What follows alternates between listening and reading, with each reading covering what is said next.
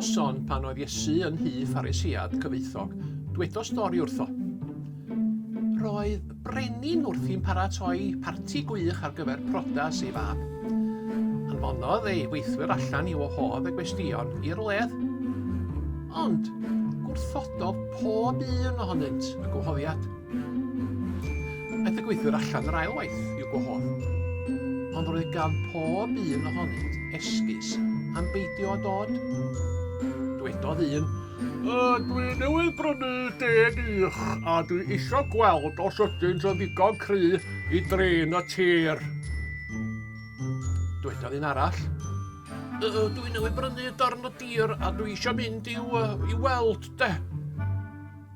Dwedodd un arall, dwi newydd brodi, fedra i'm dod. Roedd y brenin yn flin iawn efo'r rhai wnaeth wrthod. Yna, dwedodd wrth ei weision, wel, ewch allan a rhowch wahoddiad i'r bobl dlawd, dall a sal i'r parti. Roedd y bobl hyn yn falch o dderbyn y gwahoddiad. Dyma un o'r gweithwyr yn dod at y brenin a dweud wrtho, mae yna dal le i fwy.